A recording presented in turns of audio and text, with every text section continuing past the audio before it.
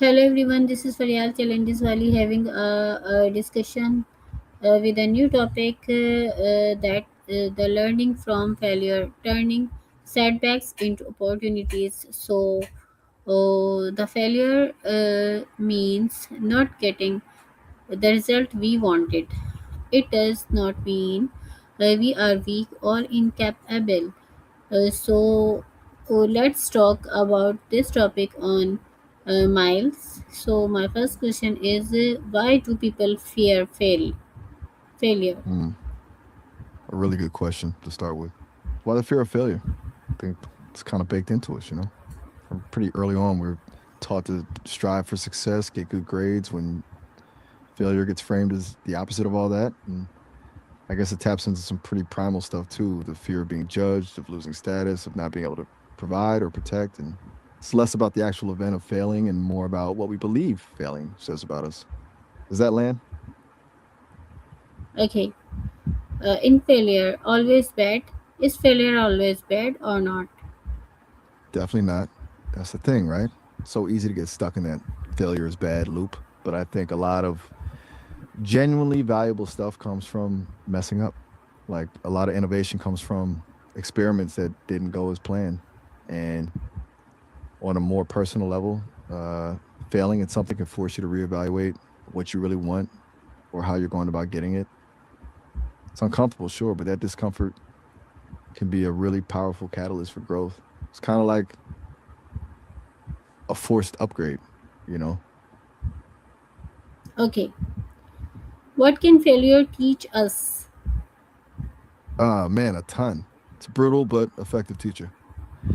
Um, I think first off, it teaches you about your limits, not necessarily in a defeating way, but in a realistic one. It shows you what you're actually capable of and what you're not yet. And then there's resilience. Learning to pick yourself up after a setback is a skill. And then, honestly, it's a huge lesson in humility. It reminds you that you don't have all the answers and that everyone messes up sometimes. It's kind of freeing, actually. Got it. Whoa, How okay. can failure become an opportunity? Uh, that's the $1 million question, isn't it? I think it's about reframing it. Instead of seeing failure as a full stop, seeing it as a comma. Like, okay, that didn't work. Now what? It's about extracting the lessons, what went wrong, what could you do differently, and then applying those lessons to the next attempt. It also opens up unexpected doors. Sometimes when one path closes, it forces you to explore alternatives you might not have considered otherwise. It's messy and it requires a bit of optimism, but yeah, it can definitely be a springboard.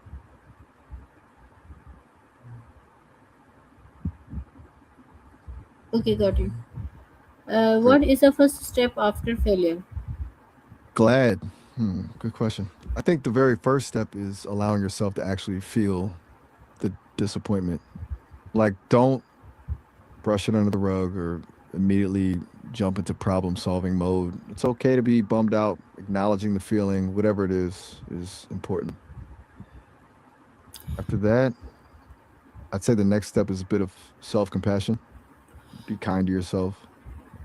Then and only then can you start to analyze what happened objectively. It's hard to learn anything when you're beating yourself up. So it's just, does that make sense? I want to ask that how can we escape ourselves from the disappointment which we get after the failure? That's a tough one, honestly.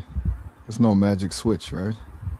But I think a big part of it is perspective, reminding yourself that failure is a normal part of life. Everyone experiences it. Then actively focusing on what you did learn, even if it feels small. It's about shifting the narrative from I failed to I learned something valuable. Surrounding yourself with supportive people helps too. People who will listen without judgment and remind you of your strengths.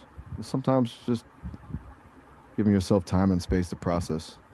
It's okay to not be okay for a little while. It's kind of like I'm grief in a way. You got to let yourself feel it to move through it.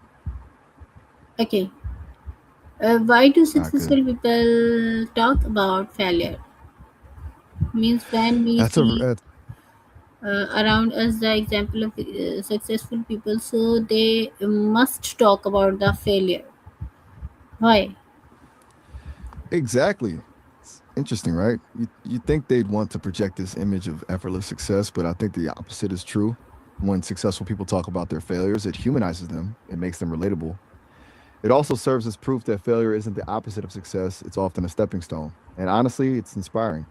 It shows others that it's okay to stumble, that it's okay to not have all the answers, and that you can still achieve great things even after facing setbacks. It's like they're saying, hey, I screwed up too, and I'm still here. It's kind of powerful. Great. Glad you think Um, so. It's a good topic to think about, isn't it? So, are you happy with how this discussion went? Is there anything else on your mind right now? Or were you just wanting to explore this idea of learning from failure? means we can say failure is not the end. It is a powerful teacher on the path to success. Every setback carries every setback carries a lesson. Learn it, apply it, and move forward and get success. So it is Absolutely. not end. Exactly. It's rarely the end. It's more like a redirection, a course correction, a really tough pop quiz, but not an end. I think you've really nailed it, actually. You've summarized it perfectly. Learn the lesson, apply it, and keep moving.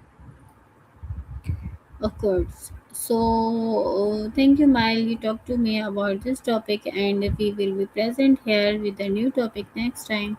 Till then, take care. Allah Hafiz. Of course. My pleasure, Faryal. I really enjoyed talking this through with you. And thank you for sharing your thoughts. You had some really insightful points. I'll be here when you're ready for a new topic. Take care as well, and peace be with you.